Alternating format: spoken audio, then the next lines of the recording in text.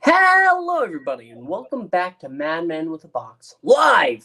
I'm Pixel, your usual suspect. If you look over there, you can see Landry of the Quinwalkers. We should be joined shortly by Joe Corallo and Gevain from Animated Concepts. Still no Chris. Chris is away. He's in Japan, but he has left his thoughts, which we will go over. For what, you might ask? Well, I'm so glad you asked. It's for Wish World. Episode 7 of Season 2 of Doctor Who that's its name, it's Wish World. Will we wish it was something different? That's the question. While we go ahead and wait for the guys to go ahead and roll on in, Landry, I know you don't. Well, I tried to have you go ahead and start last week, but do you want to go ahead and start this week? What? Do what? You want me to start? Yeah. A dream is a wish your heart makes. So let's go ahead and start with. Yeah. Wait. Where's everyone else's buffer of an opinion so that I can carefully, meticulously organize mine and remember? Because here's what's happened since I watched it on Saturday. Everything else has happened. Well, let's play a game first. All right. Okay. We have this segment called How Many Times Did Pixel Watch This Episode? 3. You're close. I watched it one more time today. 4. Okay. I watched it initially on Saturday. Then I watched it with my mom and then with my brother. Couldn't get them at the same time, so I had to watch it individually with them, and then I watched it one more time today to go ahead and submit my opinion. I don't think I have rewatched an episode of Doctor Who since Peter Capaldi was the Doctor, and that probably the last one of those I rewatched was probably Heaven Sent, which I've watched about 20 times.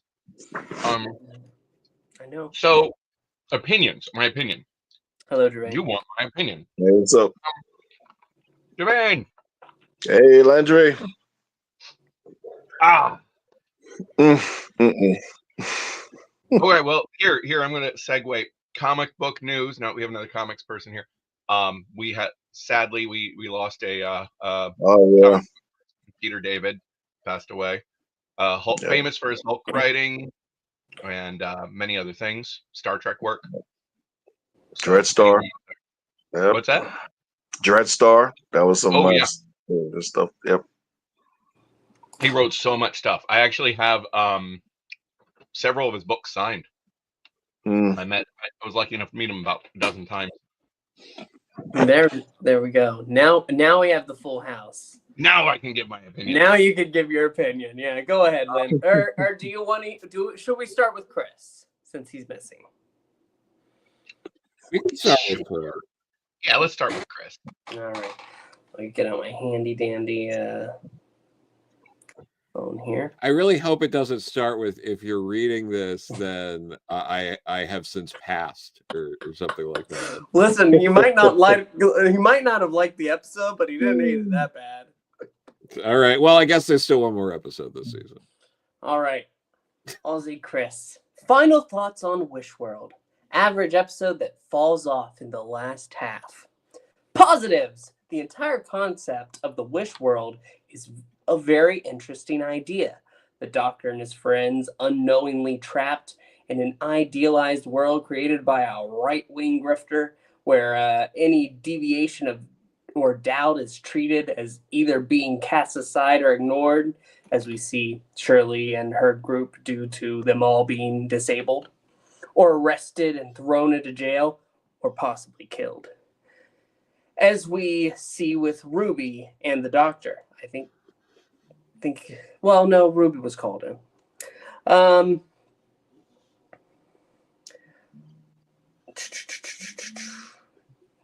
Archie, I do not want to pronounce this last name wrong. I don't think it's Punjabi, something like that. I do quite like a bit as the Ronnie, and I like the juxtaposition with Conrad, with him believing he's defied the doctor's claim that he'll be nobody. All the while, if you break it down, he's essentially trapped in a single room on babysitting duty and subservient to two aliens that would normally try to con the world into thinking are paid actors by UNIT or the government. Yeah, Conrad, you definitely made it. Now it's time for the longest part, negatives. The pacing of this episode is fucked. I know it's a part one of a finale, but it does have the same problem with Legend of Ruby Sunday, where it gives barely any time for the story to breathe or explore the characters. It takes too long for the Doctor to recover his memories. He should not have remembered right at the end there. The Rogue cameo is hilariously bad. The CG on it is laughable, and the fact that he's there feels more like this Doctor's going to regenerate soon, so let's loosely wrap up any personal things for me before it's done. Also, the Doctor mustn't really love him if Rogue is still trapped / missing. For context, the Doctor dedicated his time to finding Belinda because Conrad mentioned her to him. He was in love with the dude he just met, and we got nothing from it afterwards. Could have just replaced Rogue with Susan. She literally appears just before Rogue does. Mel is completely pointless in this episode. It says wait, but wait to give her less than she got in Classic Who, Russell. Quite the achievement. Carla Sunday being an awful alternative version of herself, 3 for 3 in alternate timelines, is hilarious, and the fact that that's her only consistent character trait makes it even worse. Now the baby. Oh, brother. Where is it? I still like the idea of Wish World.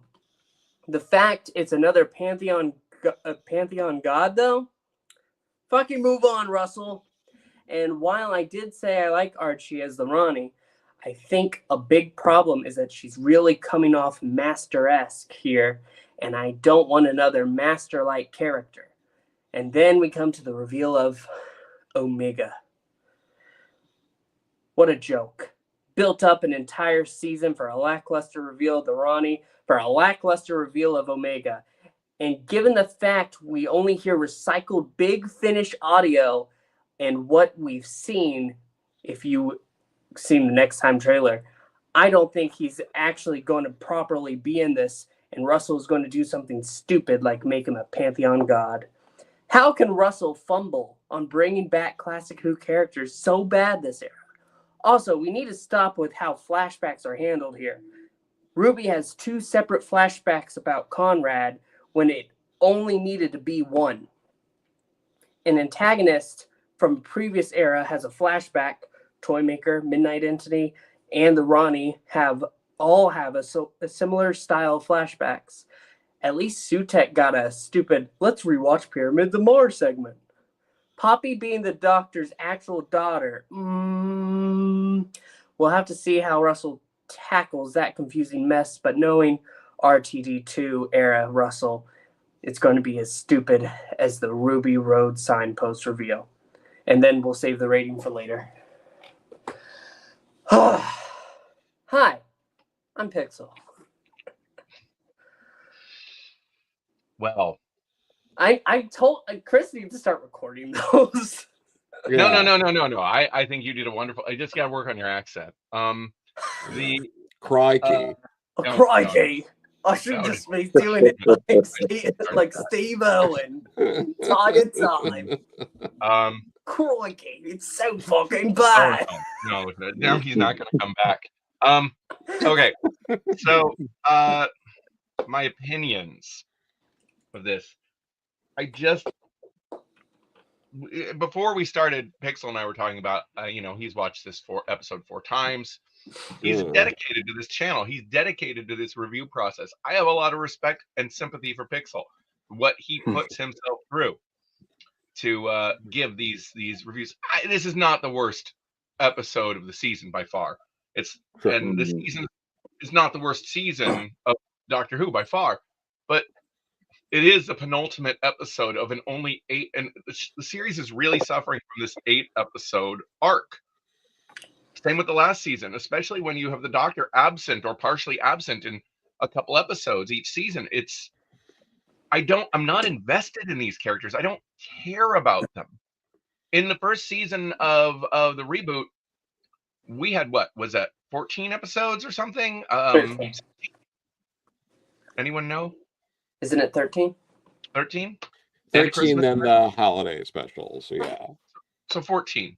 And this one we're getting by 9. The 5-episode difference means you're losing things like a balance between, say, Father's Day, which told us so much about Rose, and the Dalek reintroduction, which told us so much about the Doctor, and then things like the second episode where they see the Earth blow up, which tells us about their relationship.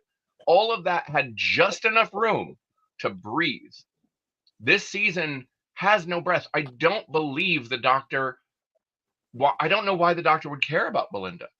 I don't know why Belinda cares about the Doctor. It told me they should care about each other. The Doctor talks about Belinda like she's the most important person in the world to me. Why? You just met her and she just nags at you about getting her home, understandably. So this episode, putting them together like this was an interesting gimmick.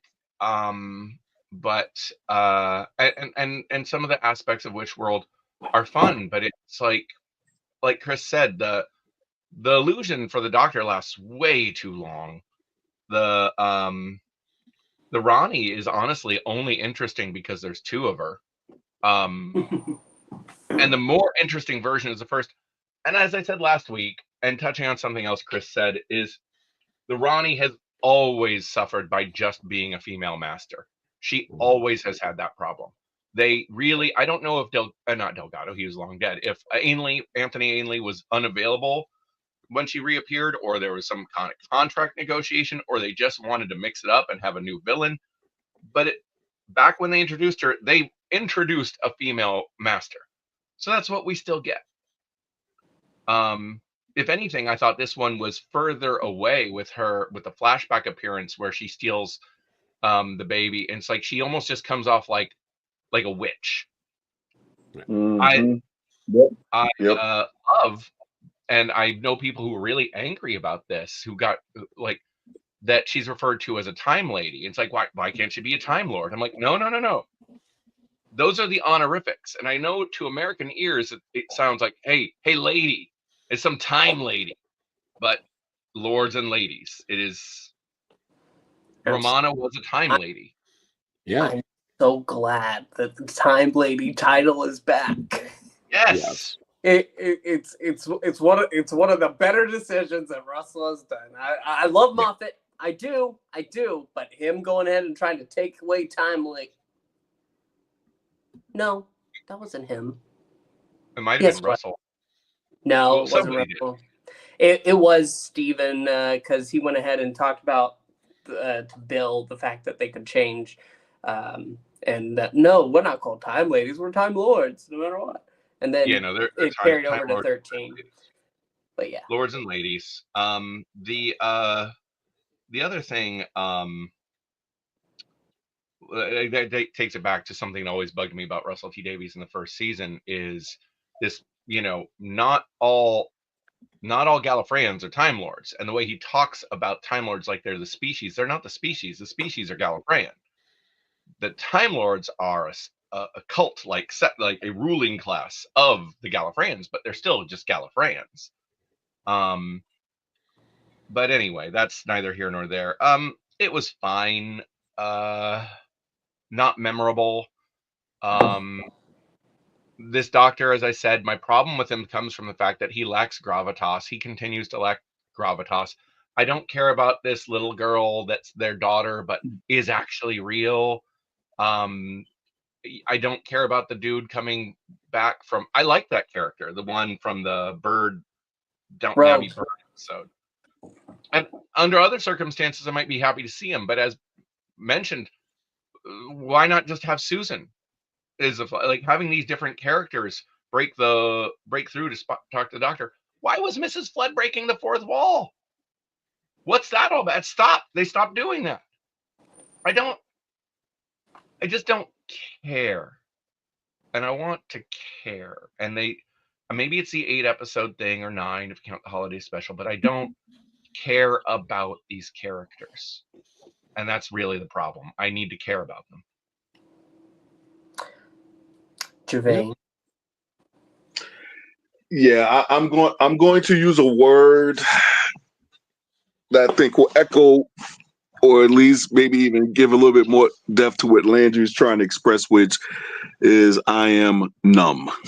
I am numb to this season. I am numb to whatever the effort has been to tell this story. This is a lot of missed opportunity. This is to the point that's why I'm numb, because it's like, oh, what could have been if, to Landry's point, if this had been 16 episodes instead of 8, if it had been 13 episode season, if and it's something, and I'm numb to, and I am numb to trying to have hope that somehow this will turn around with the reality war in some way, that I'll be like, young Macaulay Culkin going, oh wow, they really, I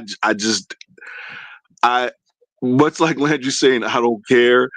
I don't care at this point, almost even if they pull it off. And part of that is because it just doesn't, everything has been so in the group chat we had, and I think Pixel and Joe remember, and I was texting, I messaged as I was watching it. I said, I swear to God, if Omega shows up. Wait a minute. Why am I still not on this group chat? Oh yeah, right, that's Pixel. Oh, we'll add you. All right, I'm putting up again. I swear to God, if Omega shows up, I've added you. You're added. You're there. There you go. And then, of course, and that's the thing. And the other part of it is that this has been, I don't think that I've been able to predict as many things in anything I've watched or read or video games I've played as much as this season. This has been, I think, in a lot of ways terribly disappointing, because the thing is that there's so much here. There's so much here to play with, so much here to explore, and it's like they're just not swinging for the fences. And I think being a part of like this sort of like a pop culture opinion industry, if you will, where you're finding this increasing tension where people are like, well, some of you guys are just negative about everything, and you think that just parroting that something's going to end, that if you say it long enough, you just end up being right by the fact that it really happens at some point. It's the fact that no fools, this is avoidable. See, that's the thing. This is avoidable. A season like this was avoidable. End of discussion. There were easy story fixes here. There were ways to this change or switch this up, and that's evidenced by the fact that this is not a bad episode. It's not a terrible episode, like Landry is saying. It's not the worst of the season. There are things to like about it. There's been things to like about a lot of the episodes of the season, but the simple fact of the matter is just like it feels very freaking lazy. And I'm numb to the lazy creative effort of all of this. And I think we all deserved better. I don't know what the decision was behind the 8 seasons, but it wasn't to tell a tight story. It wasn't that. It wasn't like, let's get this down to the bare knuckle storytelling. Let's get this down to the essence of who, and let's really knock people's socks off. It's just like they were given 8 episodes and they just did whatever. And I don't see where it started. I don't see where it's going. And the one thing that's pissing me off now is like, I really like Belinda. And the thing is, I like the idea of Belinda, but it's just nothing has been done with her this season whatsoever. And it's like, I guess she's destined for big finish rehabilitation like so many before her. But the simple fact of the matter is, it's like, you can first of all, she's gorgeous as hell. Second of all, while she nags, as you pointed out, it's an understandable nag. It gets nowhere near to Tegan, get the hell off my TARDIS nag. And it's just, and she just doesn't get utilized. Even with the last episode, it's like, what's the point of having her as a medical professional when you're just going to introduce another medical professional to do all the stuff that she could have done? I just don't get it anymore. And for that reason, I am numb to the RTD comeback at this point. I'll suffer through Reality War this coming Saturday, but the simple fact of the matter is, I'm not looking for the show to go on hiatus. What I'm asking for is, can we at least get somebody who has, at this point, can put a little bit more heart into it than this? Joe of the Corallos. Yeah, I mean, a lot of what I have to say sort of echoes a lot of these things. Yeah, I mean, all of these lackluster reentries of characters, like a lackluster reentry of the Rani, which again, like I was bringing up in the previous episode review, why are they arch nemesis? Like, they were never in the show. He just so happened to be there to stop her from like her experiments, but she never had these sort of grand ambitions, and we're still not being given that information. And I'm really tired of the answer for half of things being, well, maybe that happened off screen. I like that's a very tired sort of thing to keep going back to over and over again. The classic stories never had her like she's not in character. She's not doing what the Rani does. What is the Rani learning from this? And it's very simple. You could have just had this be the Rani, not introduce Omega. It's the wish thing, and she is creating a global experiment and does not care what the doctor thinks, or that the doctor, like, why would that not have been good enough for a 2-part finale? Oh, I'm going to keep making these wishes and keep altering reality over and over and over again until I have created the perfect Earth. And once I do that, and once I complete that experiment here, I am going to go from planet to planet to make the idealized Earth, or idealized, whatever planet it the is. high evolutionary. Yeah, like you could have done something like that. That would have at least felt more in line with what the Rani's supposed to be on paper. But instead, we really get a hard retread of the reboot series 3 finale. A lot of this felt like the first part of that. Instead of it being the master, it's the Rani who's taken over the whole world. And we're also, just like in that one, where you had Martha meeting, rebels and things like that, that you have Ruby serving a very similar purpose here. I like the idea of revisiting companions that have just left. She should have been in one episode this season, and that's it. She is spending too much time. It's like you graduated high school last year and you're hanging out at the high school all the time. Like, it's like, what are you doing? Like, you left. Why are you still here? She's going to be in 3 of the 8 episodes. She's going to be in almost half of the episodes this season, and she's not the companion this season. Like, which also, it's like that takes away from Belinda. We could have gotten another entire episode of Belinda. You could have just as easily had a Dr. Light episode that focused on Belinda. Instead, that would have been just like you did, last year. You managed to do keep this Ruby. Don't have Belinda at all. Just, it's 8 more episodes. Maybe we'd care more then.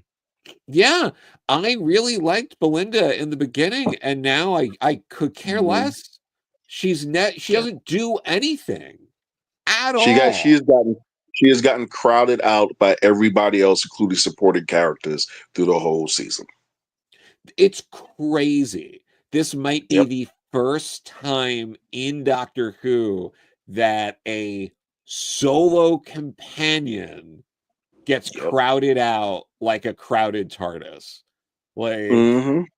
Belinda is Nyssa with Tegan and Adric in the Fifth Doctor. Like, she's really nice. She's a medical expert. She can help with things. She doesn't have shit to do. She's just there. Nyssa got to at least do a little bit sometimes. Mm-hmm.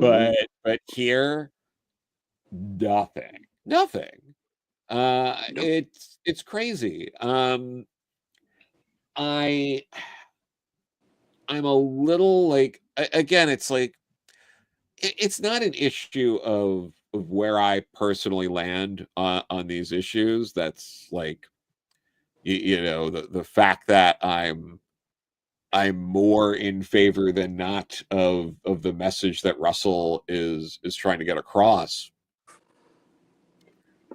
It's been over half this series. Like, this series just keeps going back to that.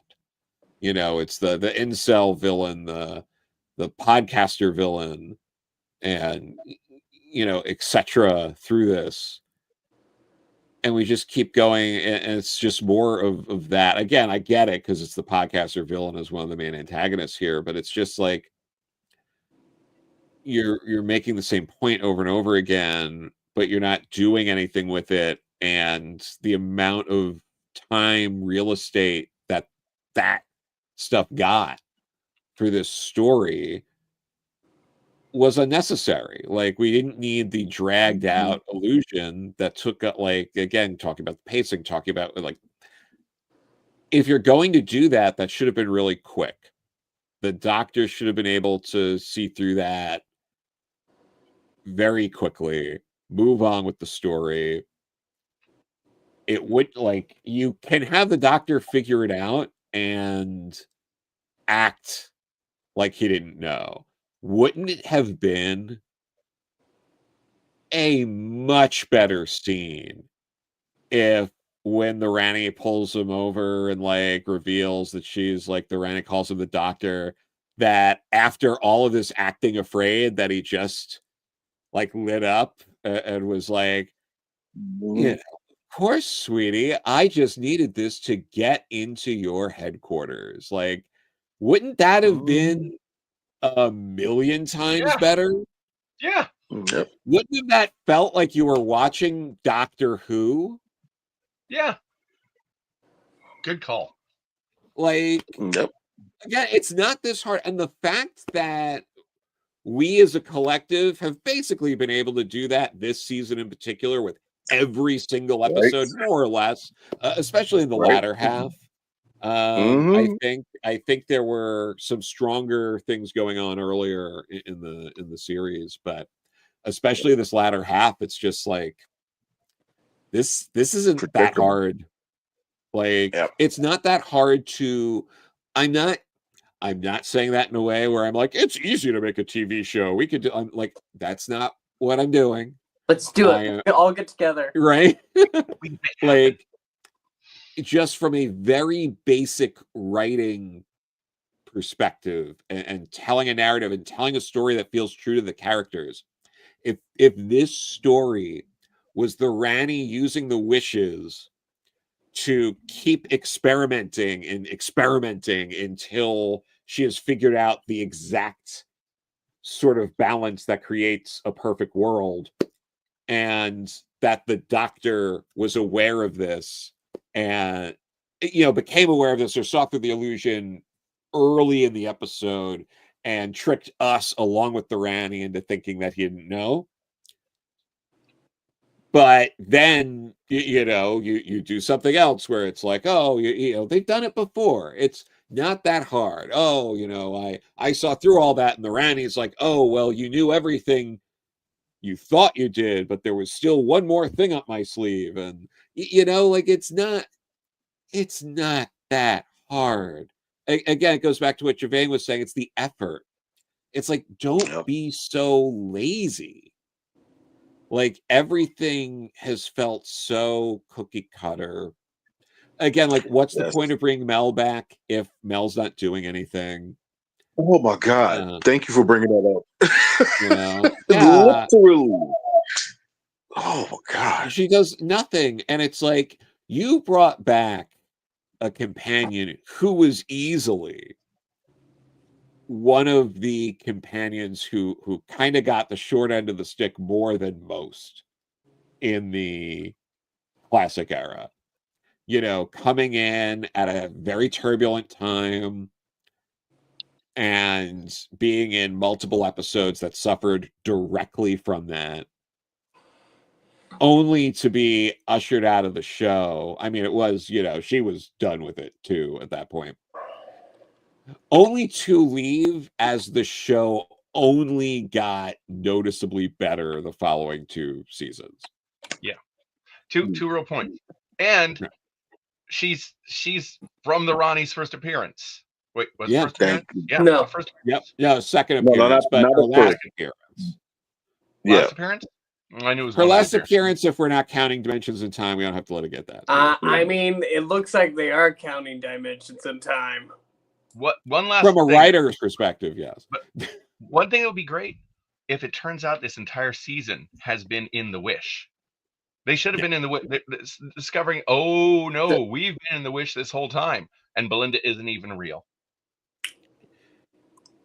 So, all right. So I can't even muster up the hope of that. that might actually be what they're doing. I can't say the disappointment again. See, when we started this season and we went a few episodes in, up to, I think it was The Well. What was the one after The Well? Is it Lucky Day after that? Maybe. But when we got to The Well and Gevain was still on his asterisk train, after that they started going off the rail.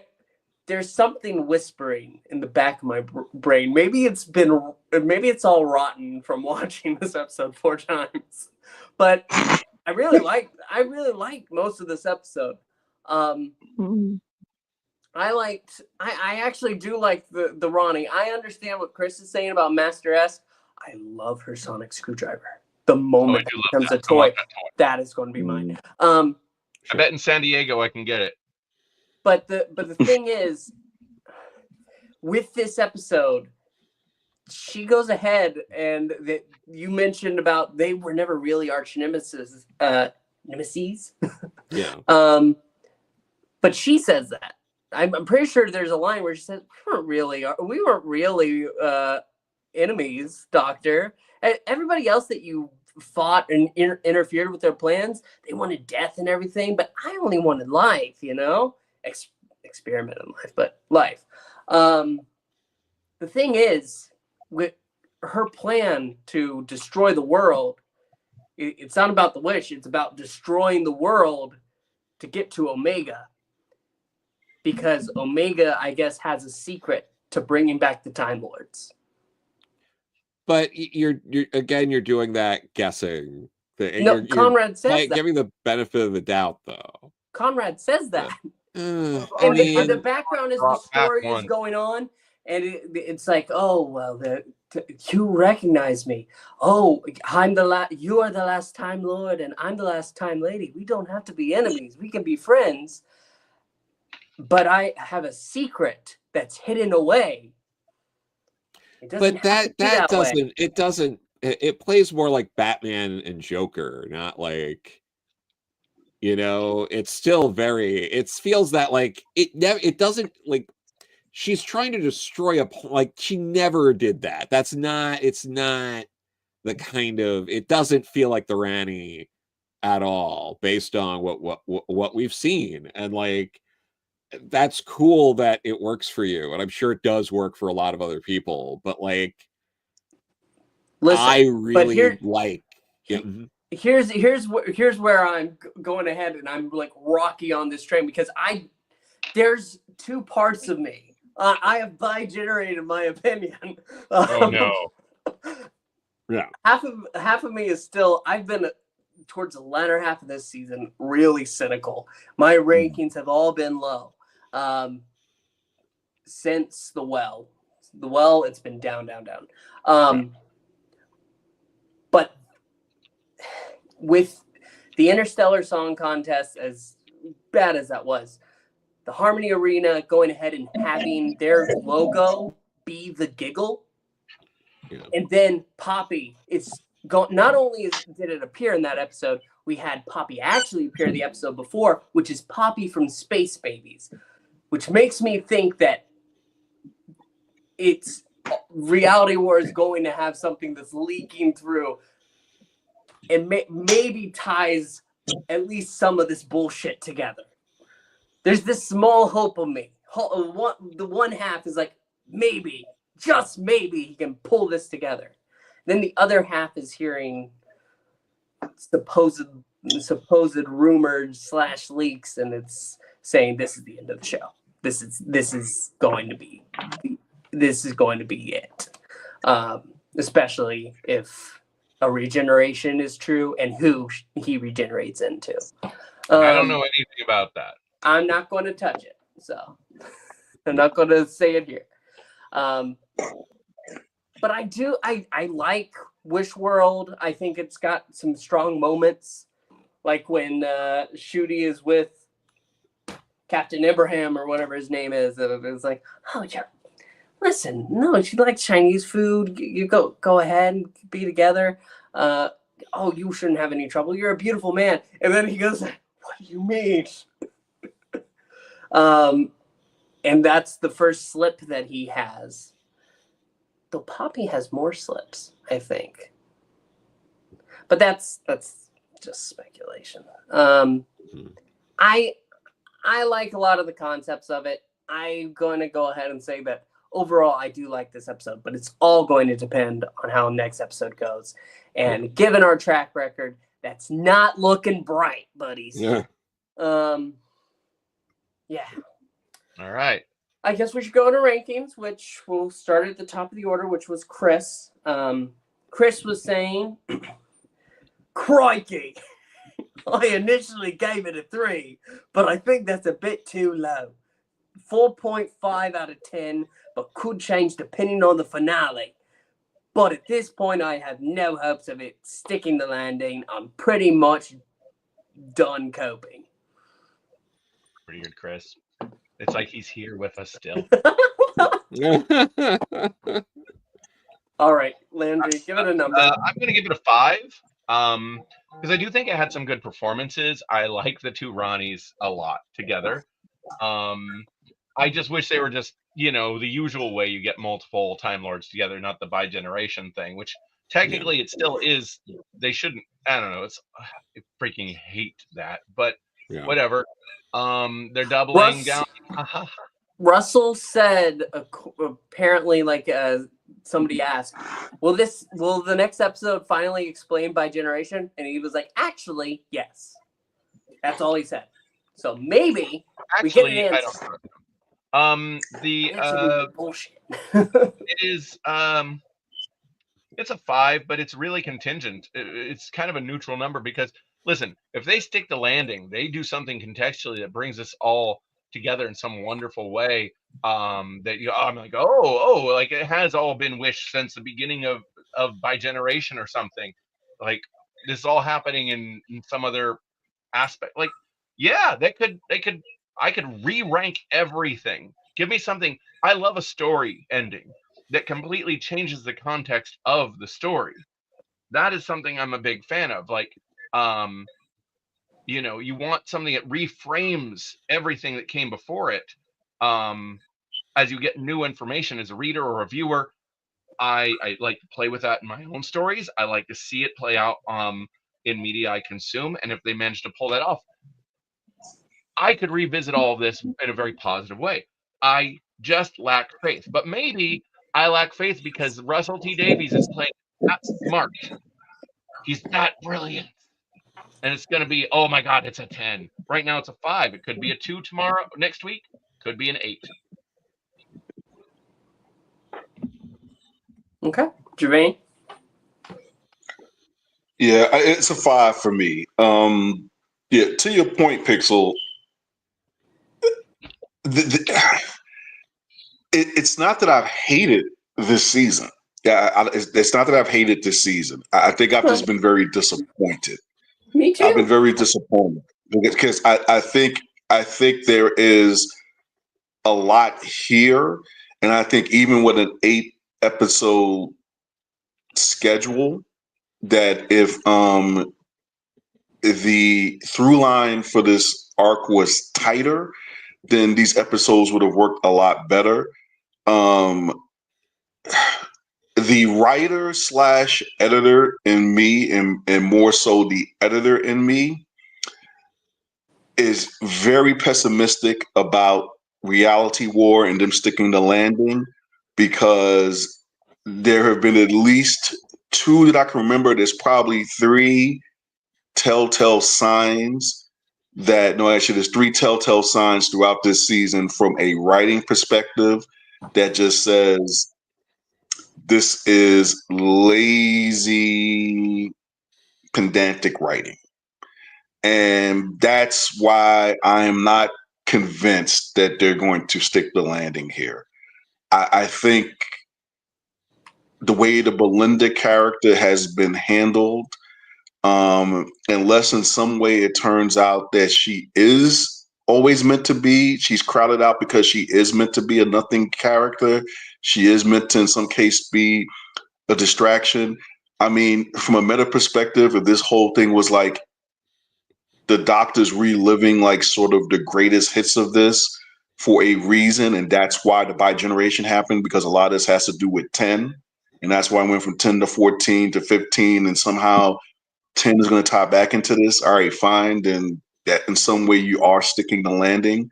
Like, really, you get to come back and bi-generate and live like a regular person and it's all good. You fool. That's the only way within 40 minutes, I guess. If you can pull that off, then hush my mouth, and and I'll gladly eat that crow pie. But other than that, it's a 5. And like I said, for me, the most of the season has been 5, because it's like really good stuff, just never stuck the landing in any of these episodes in a real way. But yeah, 5. Joe? I'm a little more towards Chris here. I'm going to go 4.5. There's more I didn't like than liked, but not by much. But the stuff I didn't like, I really didn't like. I mean, the next episode could be crazy. I mean, what if we go until some weird sort of worlds that Shooty gets stuck in after he falls? Like maybe he's in some fantastical antimatter universe, confronting Omega. Maybe Susan is trapped in between both universes and is guiding him. Like, who knows? Like all sorts of wacky, fun, crazy hijinks could ensue. There is room for that. There is an opening to do that here. I'm sure the episode will probably be slightly longer. Maybe it'll be closer to an hour. Yeah. So that's going to give them a little more time to do stuff. So yeah, I mean, maybe there is going to be a payoff to some of this. Maybe Belinda is going to really step up and feel more like some of the previous kind of companions he's done, where oh well, the Doctor's not here, I'm here with the Rani, and I'm going to step up and I'm going to save the day. Maybe she does. Maybe she gets a lot to do because of that, and that's her story, while the Doctor is confronting Omega, and we have powerful moments from both of them, and they both grow as characters as a result. There is room for that. That could happen next episode. So maybe this changes, but yeah, for me it's a 4.5. Is it worth, has anyone, maybe I already missed it and people have already commented on it, but I mean the fact that, because the baby, that's one of the babies from Space Babies, right? Their child is Poppy, right? But so Poppy we've seen before. And Belinda, we've seen her before in a different role, right? Yeah. I just wonder, I mean, adding into that, like, what if none of this has been real thing? Like, or it would be fun. It'd be fun. They could do that. Just saying. Reason why The door is there. The door is there if they want to walk it through it. might be. I wanted to go ahead and I forgot to mention it. Mel, if you look on the street, Mel has 2 of those slip bins. Why did she need the doctor? Mel's the one who's slipping, having all those slips all the time. That she needs 2 trash bins. But secondly, I love Omega. I love Omega, and if they fuck them up, I'm going to freaking riot. No, I got it. Oh, get your riot gear ready. Yeah. What'd you say? Get your riot gear ready, bro. The only word I've heard is claw, and I'm like, no, don't say that. No claw. No claws, please. Get your riot This gear. episode on its own, it's fine, but it is going to depend, like Ashawn is saying. Ashawn's giving it a 4 or a 7, depending on how the next episode goes. Because yeah, that's what it is. It's the first part of a 2-parter. It's really going to depend on how it lands next episode. And if maybe the reality war is that we are living in a world where we either have what we expect, which is a really shitty ending, just like we got last year, and it's all going to be crap, and we're going to hate Doctor Who, but we still come back because we're masochists. Or We'll be back. Maybe reality is kind, and next episode is going to blow our mind. Everything's going to connect. Everything's going to make sense. Ruby made it snow for some reason. Tell us why. Bi-generation is Maybe maybe every question is answered. Like, maybe master storyteller, maybe Gallifrey returns next episode. Who knows? I mean, is that really exciting anymore? It's happened a couple times already. But it's dead again. It literally came back and was killed right after.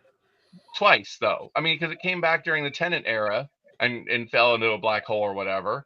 Then it came back again. No. That was Rassilon trying to bring Gallifrey back. And listen, from an audience perspective, it showed up. It was there. And tomato potato. This episode on its own has a lot. I'm gonna give it a 6. I liked a lot of it. And maybe the reality war is what we found along the way. We'll find out. Oh, you're always so wonderfully positive, Pixel. I haven't been. That's the thing. Until today, because I watched it. I had to watch it one more time because the first time I watched it, I was in the pits, man. I was in the depths of despair. I was watching 50%, and they're very mixed on it. And the episodes that I haven't liked, they've been really positive on. It's like, I don't know what to say anymore. I don't know what to think. But slowly, my mind is thinking, if it is all connected, if somehow everything makes sense and clicks at the end here, it might save the day. I don't know. Please, just be good. Just write something good, RTD. God, please. Okay, that's it. That's our show. You have a ranking. What do you rank it? Let us know if you're watching it after down below. Believe it or not, despite all this, we still do love Doctor Who. Sean gave it 4 to 10. Absolutely. We gotta give props to our comments here. 4 to 10. No, I did. I pulled it up. Did you say? Oh, I didn't see that. I talked about it. It's either a 4 out of 10 or 7 out of 10. And we did mention Omega. If they mess up Omega, you are going to. The show will start with me just staring into the camera at you, the audience, and you will see my disdain. All right, but we'll save that for next time. Thank you so much for watching. We'll see you next week with the Reality War. Bye-bye. Keep hope alive. I'm trying. They need to bring Peter Davison back as Omega. Oh my god, I thought I said that. I went and wrote that in the Discord. I was like, come back, why not? It makes sense. It'll work.